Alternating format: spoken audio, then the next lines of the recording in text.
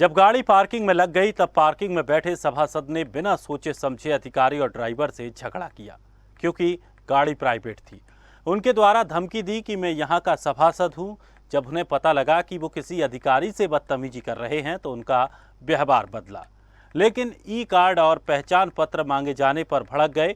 इसके बाद सभासद ने अपने साथियों को जबरदस्ती फोन मिलाकर बैठाना शुरू किया, क्योंकि ये सभासद ऐसी हरकतों के लिए नैनीताल में काफ़ी मशहूर हैं और अपने ठेकेदार होने की धौंस भी दिखाते हैं।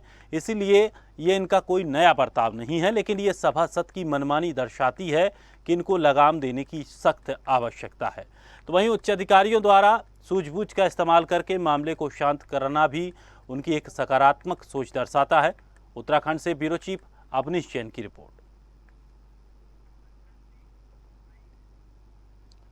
और इस खबर पर हमारे साथ सीडीओ अल्मोड़ा से आईएएस अंशुल सिंह हमारे साथ जुड़ गए हैं। बहुत बहुत स्वागत है सर आपका स्वदेश न्यूज में। Thank you. जिस सभासद को लेकर जिस तरह से जो बिहेवियर को लेकर बात सामने आ रही है, आखिर इस पर किस तरह के ऐसे अधिकारियों पर या ऐसे नेताओं पर किस तरह से लगाम लगाया जा सकता है? देखिए, नैनीताल एक ऐसा जिला है जो वो स्पॉट ऐसा है जहाँ काफी टूरिस्ट लोग आते हैं, तो वहाँ हमें चाहिए लोग एक्चुअली वेलकमिंग रहें, हेल्पफुल रहें और खासकर ऐसे न्यूसेंस एलिमेंट वहाँ प्रेजेंट नहीं होने चाहिए। ये पूरा विवाद इनसे इनका आई कार्ड मांगने के चक्कर में हुआ, क्योंकि ये वहाँ बैठ के पार्किंग में अपना डेमोन्स्ट्रेट कर रहे थे, अपनी वहाँ प्रेजेंस डोमिनेट कर रहे थे। तो जब इनसे आई कार्ड मांगा गया तो ये उत्तेजित हो गए और फिर अपने साथियों को फोन मिला के, पहले खुद बैठे फिर साथियों को फोन मिला के, ऑल्दो इनको शांतिपूर्वक इस मामले को निपटाया गया, लेकिन ये भी एक चिंता का विषय है क्योंकि ऐसे कई और भी इंसिडेंट्स होते होंगे पब्लिक के साथ जो सामने नहीं आते होंगे। बिल्कुल सही बात है सर। जिस तरह से एक अधिकारी के साथ जब इस तरह की स्थितियां बन जाती हैं तो आम नागरिकों के साथ किस तरह का बिहेवियर इनका रहता होगा। सर, इस पर किसी तरह की कोई कार्रवाई?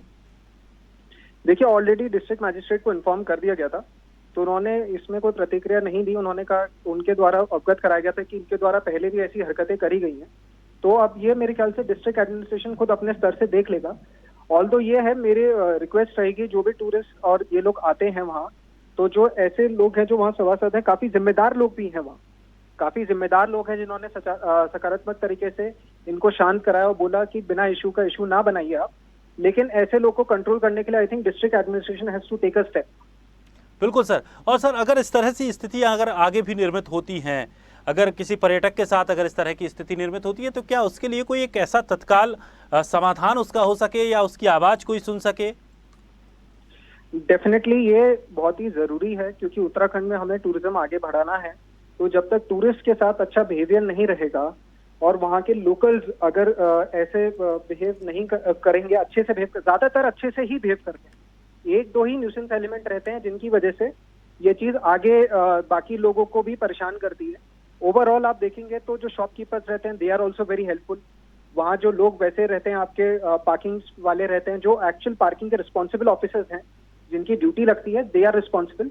बट ऐसे न्यूसेंस एलिमेंट हर जगह रहते हैं। आई थिंक डिस्ट्रिक्ट एडमिनिस्ट्रेशन उनको ईयरमार्क करता है, और जब उनको लगेगा कि अगर एक और इंसिडेंट होता है, कंप्लेंट कोई इसमें की जाती है, तो इनके खिलाफ और कार्रवाई भी की जा सकती है। चलिए सर, बहुत बहुत शुक्रिया हमारे साथ जुड़ने के लिए।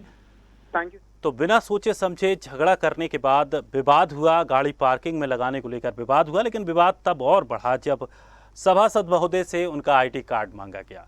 हालांकि सवाल यही है कि आखिर सभासद की इस मनमानी पर लगाम कब लगेगी, चूंकि उनका पहले से ही रिकॉर्ड खराब है। खराब रिकॉर्ड होने के बावजूद भी क्या आगे इन पर काबू प्रशासन कर पाएगा, ये देखना बड़ा दिलचस्प होगा।